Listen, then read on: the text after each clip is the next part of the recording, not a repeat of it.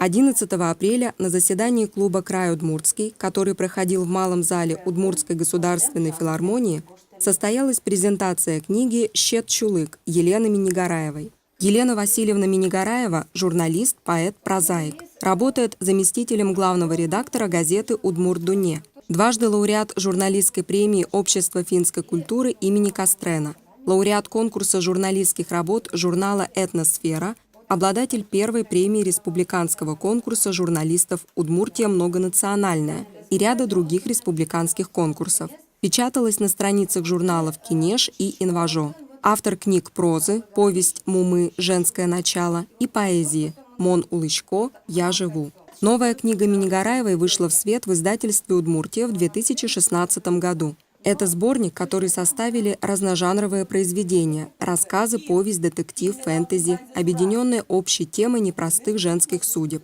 Название книги «Щет Чулык» дала детективная история о современной девушке, чье счастье зависит от старинного платка.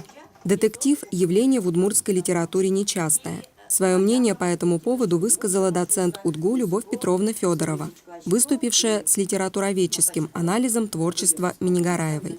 Рассматривая жанровые особенности детектива, литературовед обратилась в частности к произведениям Риммы Игнатьевой и Семена Самсонова. Напомнила о 10 заповедях детективистики Рональда Нокса. Анализ творчества автора продолжила в своем выступлении старший научный сотрудник отдела филологических исследований Удмуртского института истории языка и литературы УРО-РАН Татьяна Рудольфовна Душенкова, обратившись к жанру фэнтези на примере новеллы Минигараевой «Из. Камень». Новелла-книга из нового сборника Минигараевой прозвучала на вечере в авторском чтении.